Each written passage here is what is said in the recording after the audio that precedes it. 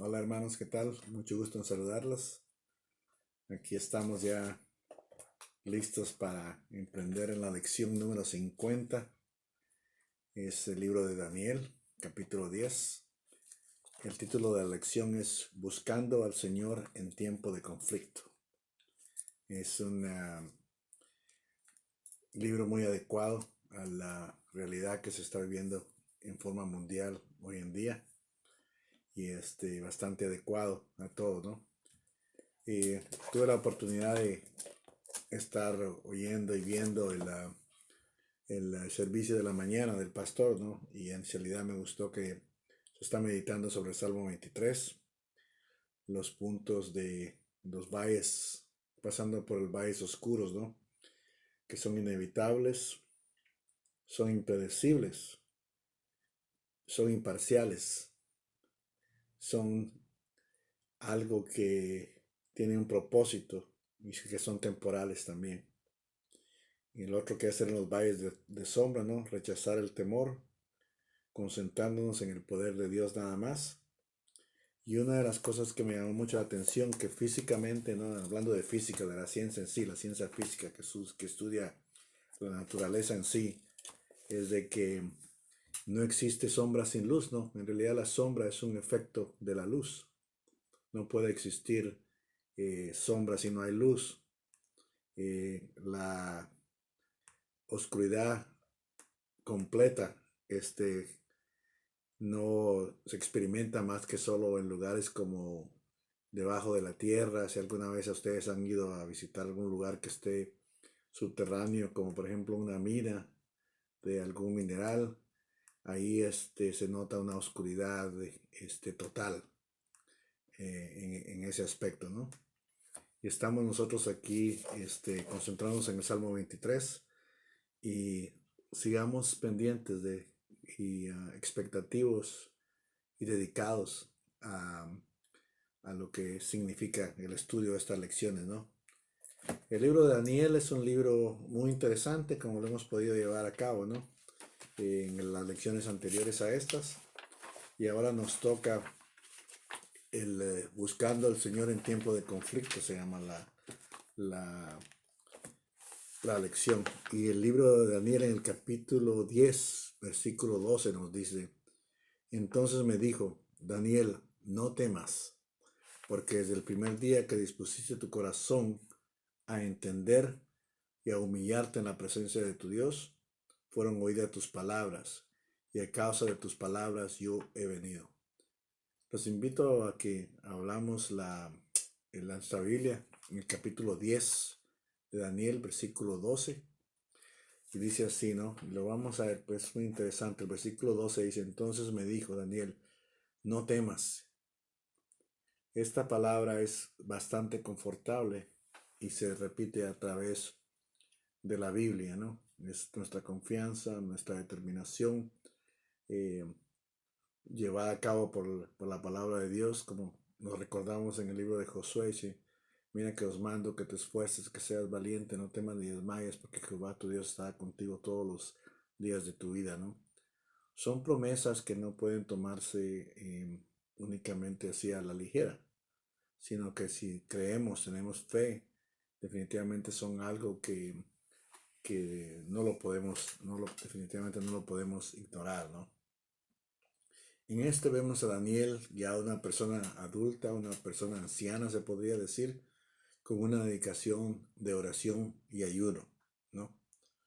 Eh, Aquí se nos da una definición en el capítulo, en la lección 50 del libro número 10 del Sendero.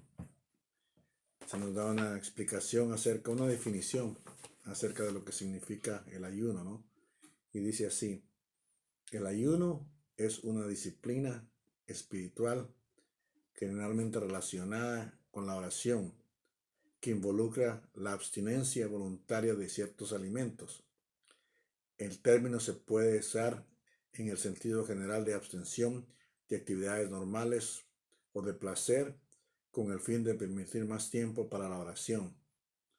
Es interesante, ¿no? De que el ayuno es privarnos de nuestra necesidad de alimentación para sentir la necesidad del sustento que necesitamos para poder estar vivos, ¿no? Y este es una costumbre, se podría decir que es muy practicada en el Medio Oriente, ¿no? Por ejemplo, ahora en estos días los musulmanes celebran el Ramadán, que significa que se supone, ¿no? De acuerdo a la tradición de ellos, que pasan 30 días en los cuales ayunan todo el día mientras el sol alumbra y al nomás ocultarse el sol pues ya pueden comer, ¿no? No sé qué tanto dedicación o qué tanta eh, presión hay en hacer en estas cosas, pero es una cosa cultural también al mismo tiempo, ¿no? Pero el punto que me refiero es de que significa esa dedicación total, esa entrega total a poder dedicar tiempo, energías y dinero, no dinero, perdón, tiempos, energía y todo lo que nosotros tengamos como espiritualmente para dar. Y para darnos cuenta también de que si tenemos esa necesidad de hambre y todo lo demás, podemos identificarnos más de todo lo que dependemos con Dios, ¿no? Que Él nos da nuestro sustento, que de Él proviene todo nuestro sostenimiento, ¿no?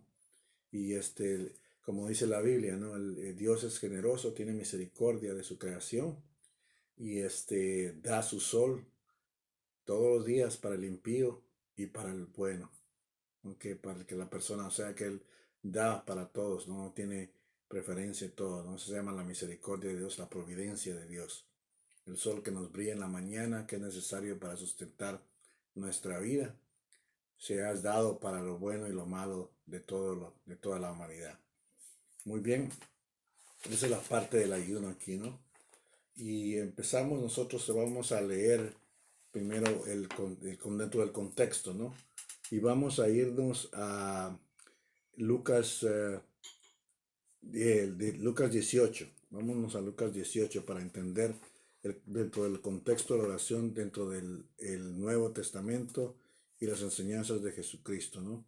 Y nos vamos a Lucas capítulo 18. Vamos para Lucas capítulo 18 para que podamos entender lo que estamos hablando, ¿no? Aquí está Lucas capítulo 18.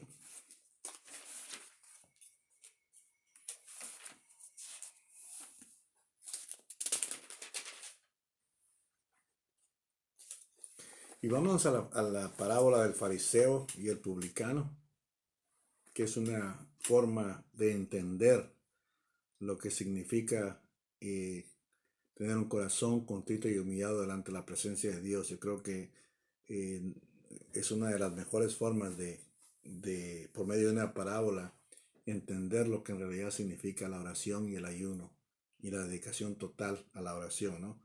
Dice así el capítulo 18 del Evangelio de Lucas, versículo 9 al 14. A unos que confiaban en sí mismos como justos y menospreciaban a los otros, dijo también esta parábola. O sea que él se está dirigiendo a los que confían en sí mismos, no confían en su propio razonamiento, que se creen en sí mismos justos, ¿no? Que ellos no le han hecho nada mal a nadie de acuerdo a su forma, a su criterio, y menosprecian a los otros, ¿no? O sea que hay un área de superioridad delante de otros seres humanos, ¿no? Si tienen esas características y Jesús está enseñando esta parábola para que las personas, para que sienten y que se comportan de esa forma, puedan entender lo que en realidad significa la oración y el cristiano, ¿no? El versículo 10 dice, dos hombres subieron al templo a orar, uno era fariseo y el otro publicano. Uno fariseo significa la secta judía que estaba presente en la época de Jesucristo en Jerusalén. Y el publicano era una persona que nadie lo quería porque colectaba los impuestos. Y colectar impuestos significaba corrupción, significaba maltrato de las personas y era una persona extremadamente odiada por todo el mundo por el trabajo que desempeñaba y por la percepción que tenía la gente también. Dice uno es fariseo y otro republicano. El fariseo, puesto en pie, oraba consigo mismo de esta manera: Dios, te doy gracias porque no soy como los otros hombres, ladrones, injustos, adúlteros, ni aun como este publicano. Esta es la manera más arrogante, la manera de, de como estamos aquí, exaltándose a sí mismo, ¿no? Confiando en sí mismo y exaltándose a sí mismo. No se da cuenta de la situación, de lo que Dios quiere eh, delante de su presencia en relación a cómo debe comportarse una persona que está orando. Primeramente se ponía de pie para que todo el mundo lo mirara y que todo el mundo dijera: oh, una persona muy espiritual, una persona muy dedicada, y se le nota que está en una dedicación profunda porque está él orando fuerte, ¿no? Está parado para que lo vean todo. Y, y oraba consigo mismo y decía: Dios, te doy gracias porque no soy como los otros hombres. Qué falacia más grande, qué falacia más grande, porque la Biblia nos enseña de que no hay justo, ni siquiera uno solo. No sé, y que llegamos delante de Él pidiendo perdón, arrepintiendo nuestros pecados y siendo completamente diferentes, sabiendo que Dios es el Todopoderoso que nos da todo, ¿no? Sin Él no somos absolutamente nada.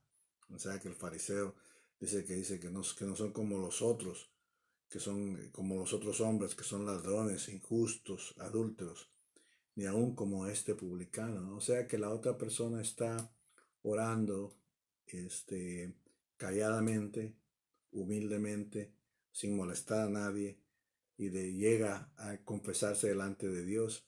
Y esta otra persona, dentro de su arrogancia, dentro de su mal comportamiento, lo está acusando de cosas que según él no tiene absolutamente nada de eso, ¿no? Pero la actitud que demuestra es extremadamente mala. O sea que nuestra oración, como dije antes, es un corazón contrito y humillado, en humildad, digamos, delante de Dios, porque dependemos de Él. Y aquí está lo que Él hace, ¿no? Para que todo el mundo lo sepa, ¿no? Porque primeramente está de pie, está expresándose, está orando de esta forma, y dice: ayuno 2 veces a la semana, doy diezmo de todo lo que gano. O sea que Él está dándose como que si Dios no lo supiera lo que está haciendo, ¿me entiende? Como que si Dios no supiera lo que está haciendo. Dice: ayuno 2 veces a la semana, doy diezmos de todo lo que gano. También como que si Dios no lo supiera que está haciendo eso, ¿no? Lo está haciendo para que las otras gentes, todos los que están presentes, todos los que están viendo, también vean que esta es una persona que contribuye, que es una persona que diezma, que es una persona que ayuna. Pero dice más el publicano: estando lejos, no quería ni aún alzar los ojos al cielo, sino que se golpeaba el pecho diciendo: Dios, sé propicio a mí, pecador. Así es como Dios quiere que las personas lleguen, ¿no? Reconociendo su pecado, reconociendo sus limitaciones, nunca buscando el engrandecerse a sí mismo, nunca buscando todo eso lo que el fariseo estaba haciendo y la forma en que se estaba exaltando, aún creyéndose mucho más que los otros. Digo, os digo esto, que diciendo a su casa, justificado antes que el otro, porque cualquiera que se enaltece será humillado, y el que se humilla será enaltecido. Este es un principio muy divino, muy de Dios, ¿no? En el libro de los Salmos dice que Dios ve de lejos al altivo y de cerca al humilde. Aquí se repite esa enseñanza otra vez, en el versículo 14 del Evangelio según San Lucas, capítulo 18, versículo 14, dice: os digo que descendió a su casa justificado antes que el otro, porque cualquiera que se enaltece será humillado, y el que se humilla será enaltecido. Ese es el concepto de oración que tenemos muy importante. Veamos otro capítulo. Vamos a ir a Mateo capítulo 6, versículo 16. Mateo capítulo 6, versículo 16, y dice así: cuando ayunéis, no seáis austeros como los hipócritas, porque ellos demandan sus rostros para mostrar a los hombres que ayunan. De cierto os digo que ya tienen su recompensa. O sea, de que como también cuando se diezma y se da ofrenda, ¿no? Si uno está contándole a todo el mundo lo que diezma y todo lo que hace y todo lo demás y todo lo que ha hecho y todo lo que ha contribuido, Dios aquí nos dice que esa va a ser tu recompensa, el reconocimiento que la otra persona que te escucha te va a dar. Dios no quiere que el comportamiento sea de esa forma, ¿no? Cuando se ayuna, no seáis austeros como los hipócritas, no estés demostrando todo, ¿no?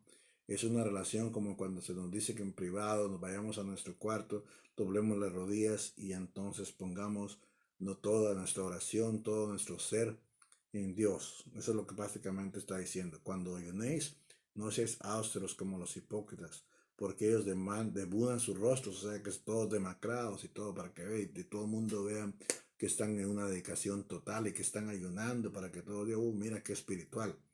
Sus rostros para mostrar a los hombres que ayudan. De cierto os digo que ya tienen su recompensa, ¿no?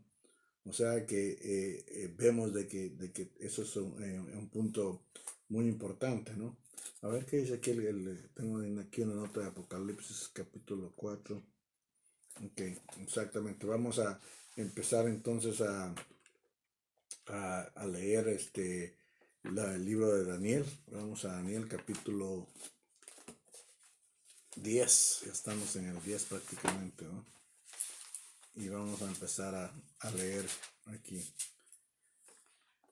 Dice aquí el capítulo tercero, perdón, el capítulo 10 de Daniel, versículo número 1. Dice así. En el año tercero de Ciro, rey de Persia, fue revelada palabra a Daniel, llamado Beltasar, y la palabra era verdadera y el conflicto grande, pero él comprendió la palabra y tuvo inteligencia en la visión. O sea que aquí vemos que durante el año tercero de Ciro, todavía él tenía el nombre de Belshazzar, que le habían dado, Beltasar, que es el nombre que le habían dado los caldeos, los de Babilonia, y era un conflicto muy grande, ¿no? Porque él había llegado una visión a él, dice, en aquellos días, el versículo 2 del capítulo 10 dice, en aquellos días yo, Daniel, estuve afligido por espacio de 3 semanas. No comí manjar delicado, ni entró en mi boca carne ni vino, ni me ungí con ungüento hasta que se cumplieron las 3 semanas. Muy bien, pues aquí vemos que él se está completamente dedicado. ¿Se acuerdan que para esta sección ya se sabía que las 70 semanas que Dios había permitido para que regresara a Jerusalén se estaba cumpliendo, ¿no? Y él estaba ya una persona anciana, preocupada por todo eso, estaba dedicado, dice, estuve afligido por espacio de 3 semanas, no comí ni manjar delicado, ni entró en mi boca carne ni vino, ni me ungí con ungüento, hasta que se cumplieran las 3 semanas. Y el día 24 del mes primero estaba yo en la orilla del gran río Hiddekel, y lo alcé mis ojos y miré y he aquí un varón vestido de lino y ceñidos sus lomos de oro de Ufaz. Aquí vemos que Daniel está viendo una otra visión, ¿no? Y aquí es otra oportunidad para que cuadremos, como se dice, ¿no? Lo que dice el Antiguo Testamento y lo que se ve en el Nuevo Testamento, ¿no?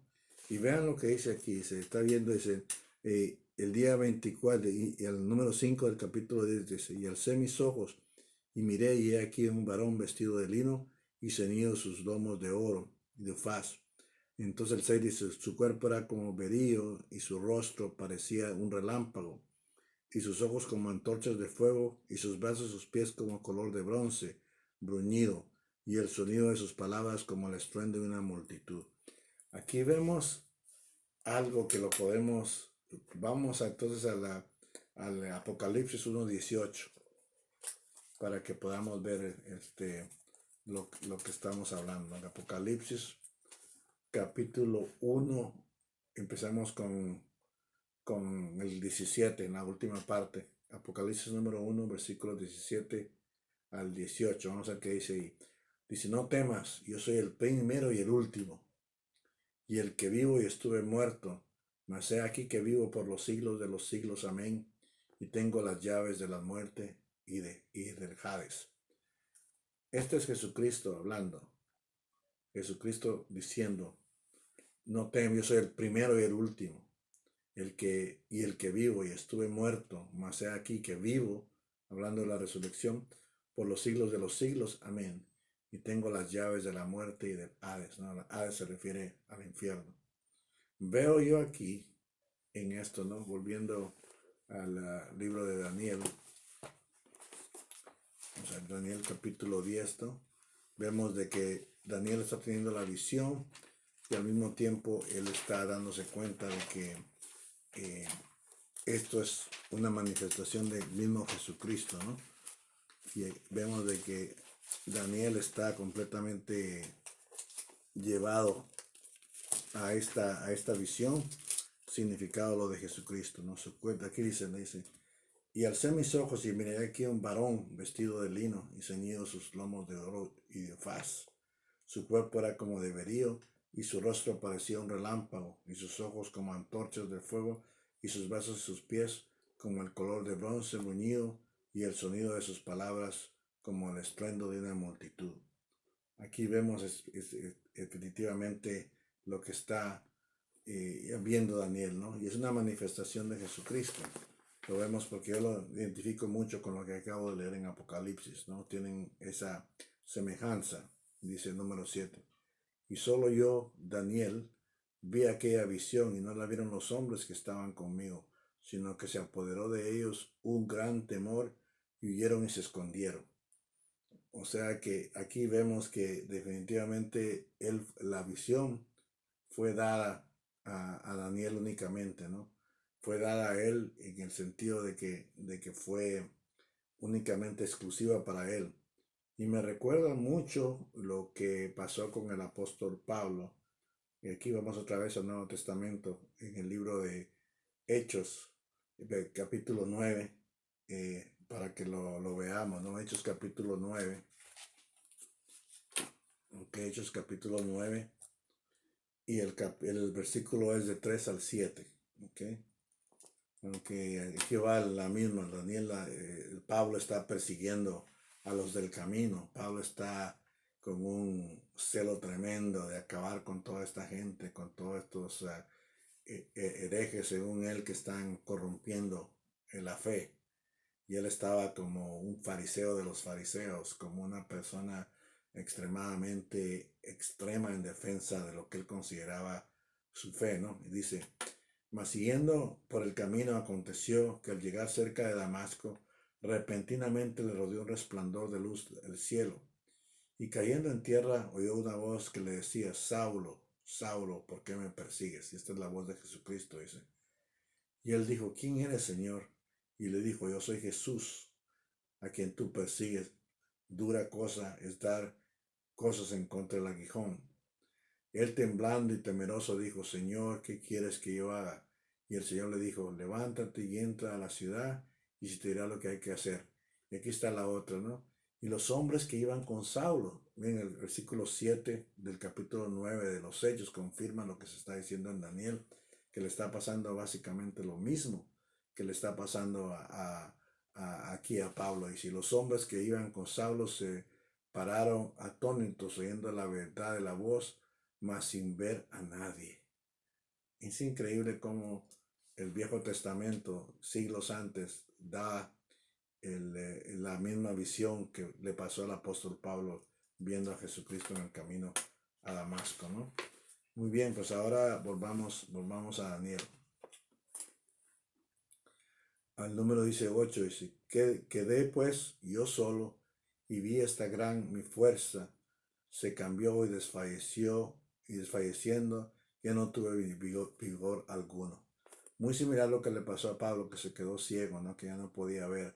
Aquí vemos a Daniel en el versículo 8, que si estaba, se quedó sin fuerza, estaba en desfallecimiento, completamente desmayado, y no tenía ninguna clase de vigor, completamente fatigado, completamente noqueado, se podría decir, ¿no? En unos términos modernos. Ok, estamos viendo lo que está pasando aquí. Y entonces dice el versículo 9, pero oí el sonido de sus palabras, y al oír el sonido de sus palabras, caí sobre mi rostro en un profundo sueño con mi rostro en tierra. O sea que fue tan grande, tan inmensa la sensación que él tuvo, que cayó en un profundo sueño con su rostro en tierra. Dice el número 10, y aquí una mano me tocó e hizo que me pusiese sobre mis rodillas, y sobre las palmas de mi mano. Y me dijo: Daniel, varón muy amado, está atento a las palabras que te hablaré y ponte en pie, porque a ti ha sido enviado ahora. Mientras hablaba esto, conmigo me puse en pie temblando. Es interesante que aquí se le está dando la comunicación de lo que significa esto, ¿no? Dice: se me puse sobre mis rodillas. Y esto es una situación de completo rendimiento ante lo que él está viviendo, ante lo que él está pasando, ¿no?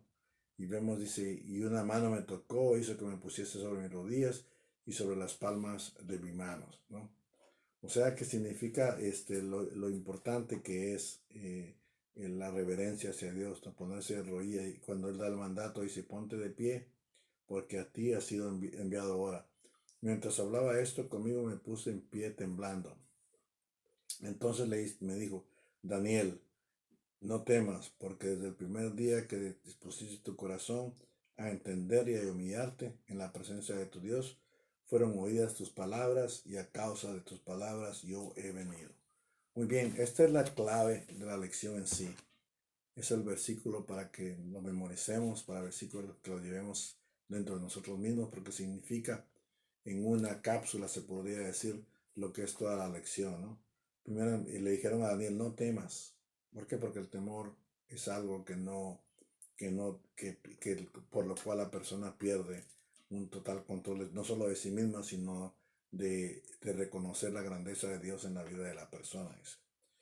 No temas, porque el primer día que dispusiste tu corazón a entender y a humillarte en la presencia de tu Dios, fueron oídas tus palabras, y a causa de tus palabras yo he venido. Ok, dispusiste en tu corazón a entender y a humillarte. Ahí está la clave de la oración.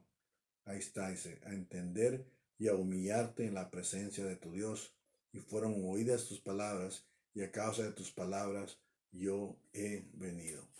Muy bien, pues veamos aquí el Colosenses 4.2. Vamos a Colosenses 4.2. Aquí vamos a ver Colosenses 4.2. Y aquí ya nos vamos al Nuevo Testamento, y esto ya significa la actitud que tenemos que tener nosotros como cristianos, ¿no? 4.2 dice: perseverad en la oración, velando en ella con acción de gracias. Es perseverancia, es constante, es como cuando un atleta se prepara para una competencia, ¿no? Y es más, la Biblia da ejemplos de que el atleta que se prepara también es algo muy similar, ¿no? Perseverar quiere decir que a pesar de todo, a pesar de las distracciones, a pesar de que tengamos una actitud muy negativa, o que no estemos de acuerdo con lo que nos está pasando, que perseveremos, que sigamos en adelante, y perseverar en la oración, velando en ella con acción de gracias, ¿no? La perseverancia y con acción de gracias. Nunca nos olvidemos de dar las gracias por las bendiciones que hemos recibido, porque a veces solo es pura petición, que no está mal, ¿no? Porque dice: venid a mí, todos los que estéis cansados y agobiados, que yo os daré descansar. O sea, que no está mal. Pero no nos olvidemos de todas las bendiciones, la provisión que nos da, la bendición que tenemos de parte de Él en muchos de los factores de nuestra vida, o que hemos tenido a través del tiempo, ¿no? O sea que es muy importante tener esa actitud, perseverar la oración, velando en ella con acción de gracias. Muy importante que tengamos esa actitud. Orando, y dice el número 3, orando también al mismo tiempo por nosotros, para que el Señor nos abra puerta para la palabra, a fin de dar a conocer el misterio de Cristo, por el cual también estoy preso, ¿no? Esto es interesante, que estamos hablando de perseverar, y esta epístola fue escrita estando Pablo en la cárcel. Ahí lo dice, ¿no? Está preso, está detenido, está privado de su libertad. Y ahora que nosotros estamos pasando por toda esta cuarentena, ¿no? Hemos tenido ya una perspectiva más profunda de lo que significa estar preso, de lo que significa estar aislado, de lo que significa estar completamente en una situación en la cual no tenemos la libertad de salir por lo que está pasando, ¿no?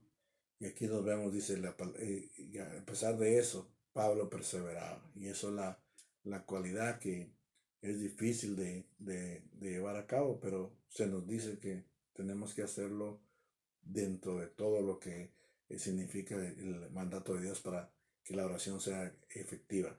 ¿Ok? Entonces, el número, vamos a irnos a Hebreos 11:6. Hebreos 11:6. Vamos a ver qué dice ahí. Es importante que toda la oración en sí tiene principio con la fe que tenemos en Dios. Porque sin fe es imposible agradar a Dios. O sea que es la fe la que nosotros tenemos para poder llevar a cabo una oración dedicada, sincera, eficaz y humilde, para que Dios nos, dentro de su inmensa sabiduría, nos aconseje, nos proteja y nos dé aquellas peticiones que están dentro de su voluntad. Y así dice, ¿no? Y vamos a ver el capítulo de Hebreos, capítulo 11, versículo 6, dice, pero sin fe es imposible agradar a Dios, porque es necesario que el que se acerca a Dios crea que le hay y que es galardonador de los que le buscan, ¿no? Pero sin fe es imposible agradar a Dios. Eso lo habíamos visto en una de las lecciones anteriores. Dice, el que se acerca a Dios crea que le hay, o sea que no tiene que ser una cosa superficial, tiene que ser una cosa aún más profunda para que se pueda llevar a cabo en todo el aspecto, ¿no? Porque es necesario que el que se acerca a Dios crea que le hay y que es galardonador de los que le buscan. Un punto muy importante, ¿no? O sea que ahí después en el capítulo 11 de Hebreos se lo recomiendo porque da ejemplos de los diferentes cristianos y hombres de Dios, hombres que hicieron, son ejemplos de la fe. ¿Okay? Muy importante. Entonces vemos que aquí regresando al libro de Daniel, dice aquí. Ok, entonces estamos en el 12, perdón. Ahora pasamos al 13. Mas el príncipe del reino de Persia se me opuso durante 21 días. Pero aquí Miguel, uno de los principales príncipes, vino para ayudarme y quedé ahí con los reyes de Persia. O sea que aquí prácticamente la visión, en el versículo 13 hay una confrontación donde los ángeles llegan a una cosa cósmica, se podría decir, así la identifican los eruditos y los comentaristas, que es una cosa como un conflicto, ¿no? Como una cosa en el cual un ángel está interviniendo para poder realizar lo que a Daniel se le ha prometido, dice el 13, dice, y más el príncipe de reina de Persia se me opuso durante 21 días, pero aquí Miguel, uno de los principales príncipes, vino para ayudarme y quedé ahí con los reyes de Persia. Dice, he venido para ser, aquí hablando Miguel, el ángel Miguel, en el versículo 14 del capítulo 10 de Daniel, dice, he venido para hacerte saber lo que ha de venir a tu pueblo en los porteros días, porque la visión es para esos días, le va a dar una visión futurística. Mientras el número 15 dice, mientras me decía estas palabras, estaba yo con los ojos puestos en tierra, enmudecido. O sea que fue tan extraordinaria, tan impactante la visión, que completamente lo puso como en shock, se podría decir, ¿no? Dice, puestos en tierra, enmudecido. El versículo 16 del capítulo 10 dice, pero he aquí, uno con semejanza de hijo de hombre, tocó mis labios. Entonces abrí mi boca y hablé, y dije al que estaba delante de mí, Señor mío, con la visión me han sobrevenido dolores y no me queda fuerza. ¿Cómo pues podrá el siervo de mi Señor hablar con mi Señor? ¿Cómo pues podrá el siervo de mi Señor hablar con mi Señor? Porque al instante me faltó fuerza y no me quedó aliento. Y aquel que tenía semejanza de hombre me tocó otra vez y me fortaleció y me dijo, muy amado, no temas, la paz sea contigo, esfuérzate y aliéntate. Y mientras él me hablaba, recobré las fuerzas y dije, hable mi Señor porque me has fortalecido. Él me dijo, ¿sabes por qué he venido a ti? Pues ahora tengo que volver para pelear contra el príncipe de Persia y terminar con él. El príncipe de Grecia vendrá. Pero yo te declararé lo que está escrito en el libro de la verdad, y que ninguno me ayuda contra ellos, sino Miguel, vuestro príncipe. Aquí tenemos cosas importantes, ¿no? Primeramente, vemos que dice uno con semejanza de hijo de hombre. ¿Quién es el hijo del hombre? ¿No? O sea, que hijo de hombre Aquí yo veo mucha relación con Jesucristo, ¿no? Dice, entonces abre mi boca y hablé. Y dije el que estaba delante de mí, Señor mío, con la visión me han sobrevenido dolores y no me da queda fuerza. O sea que Daniel está completamente relegado, completamente que no tenía ninguna clase de energía ni fuerza, ¿no? No me queda nada, no tenía ningún aliento, se podría decir, ¿no? Entonces dice, él mismo hace la pregunta, ¿cómo pues podría el siervo de mi Señor, refiriéndose a él como mi Señor? Porque al instante me faltó fuerza y no me quedó aliento. Y aquel tenía semejanza de hombre, me tocó otra vez y me fortaleció. Esto me recuerda lo que dice, todo lo puedo en Cristo que me fortalece. ¿Se acuerdan de eso? Y aquí prácticamente cuadra con eso. Aquí vemos la figura de Jesucristo en su plenitud. La veo yo. Dice, aquel que tenía semejanza de hombre. Y eso me recuerda a Juan, el capítulo 3, el 1 de Juan, ¿no? Y el verbo se hizo carne y habitó entre nosotros, ¿no? La encarnación. Y aquel que tenía semejante de hombre me tocó y me fortaleció. Y me dijo, muy amado, y es Jesucristo que cuida a sus ovejas como lo hemos visto, ¿no? Y escuchan su voz, dice, no temas, no temas, ¿no? La paz sea contigo. Y la paz proviene de Dios, ¿no? La Biblia dice que no hay paz para el impío. Y la paz es algo que es algo, una cosa, no es en realidad como hemos hablado muchas veces la ausencia de conflicto, ¿no? Sino que es aquel espíritu de contentamiento, aquella fuente de contentamiento que emana de nuestro corazón, una paz que sobrepasa todo entendimiento, como lo explica el Nuevo Testamento, ¿no? Muy importante que entendamos este concepto, ¿no? Porque la paz, recuerdan cuando Jesucristo resucitó y se presentó delante sus discípulos, lo primero que dijo, paz sea para vosotros, ¿no? Y la paz cuando también el nacimiento de Jesucristo para los hombres de buena voluntad. Es un concepto que solo la paz proviene de Dios.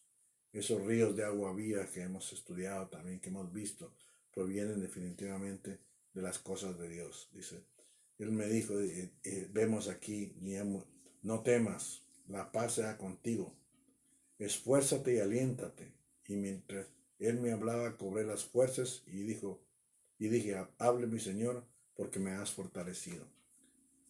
Es una lección increíble, ¿no? Porque la fortaleza proviene de Jesucristo. La fortaleza nos la da Dios. Vuelvo al versículo al Jesucristo, ¿no? Que dice, venid a mí, todos los que estéis cansados y agobiados, que yo os haré descansar. Muy importante que entendamos todo lo que se nos está diciendo aquí. Muy importante que tengamos el concepto de paz, ¿ok? Muy importante. Aquí dice, esfuérzate y aliéntate. Esfuérzate es un concepto de no se vayan a confundir con lo que dice la mayoría de gente, ¿no? ¿Cómo es que dice que los que nunca han leído la Biblia dicen que la Biblia dice, ayúdate que yo te ayudaré? No significa nada de eso, ¿no? Al contrario, esfuérzate quiere decir que uno va a seguir adelante a pesar de las tribulaciones, ¿no? Que uno va a seguir adelante, pero confiando en Jesucristo, ¿ok? Porque Jesucristo no quiere una persona que completamente ayude, que se esté ayudando constantemente a sí mismo, ¿no? Él quiere una persona que esté humilde, como el publicano que estaba pidiéndole perdón por todas las cosas, que estaba pidiendo en humildad y reconociendo que todo lo que tenía y todo lo que él podía tener y el perdón de sus pecados iba a provenir de Jesucristo. Muy importante entender ese concepto. Que esfuérzate quiere decir dentro de los márgenes y la voluntad de Dios. Y aliéntate. ¿Ok? O sea, de que aquí también significa que físicamente Dios le está dando fuerzas para que él pueda físicamente recobrar lo que estaba perdido, ¿no? Y recobré las fuerzas y dije, hable mi Señor, porque me has fortalecido. Él me dijo, ¿sabes que he venido a ti? Pero ahora tengo que volver para pelear contra el príncipe de Persia. El imperio persa eventualmente también desapareció, pasó a la historia. Lo mismo que el imperio de Grecia también pasó a la historia, como dice el versículo 20. Pero yo te declaré lo que está escrito en el libro de la verdad. Y aquí volvemos al Apocalipsis, ¿no? El libro de la verdad, el libro donde se escriben todos, donde finalmente se escriben todo somos responsables de acuerdo a la Biblia, nosotros por nuestras acciones, por nuestro comportamiento. Y llegará un día que compareceremos delante de Dios y el libro de la verdad se abrirá reflejando lo que ha sido nuestra vida delante de Dios, ¿no? Pero yo declaré también todo lo que está pasando en el libro de la verdad, es lo que Dios tiene en en su archivo, se podría decir, acerca de toda la humanidad, acerca de la historia, acerca de todo lo infinito que es Él, ¿no? Dice, ninguno me ayuda contra ellos. Sí, porque es todopoderoso. Dios puede cambiar la realidad y eso ahora estamos más conscientes que nunca de lo que está pasando en el mundo, a nivel mundial, ¿no?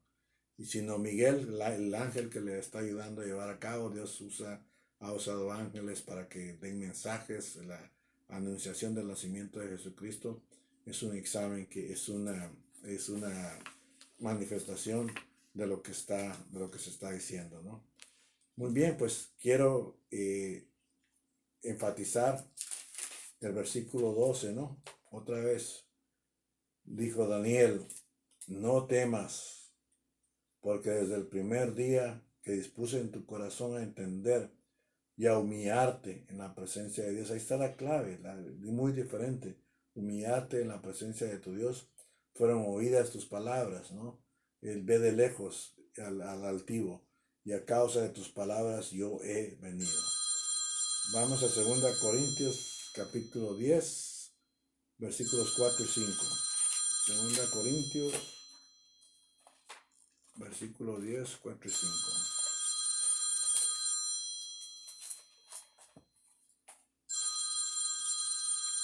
Y aquí vamos a dar un resumen de lo que está, en resumen, ¿no?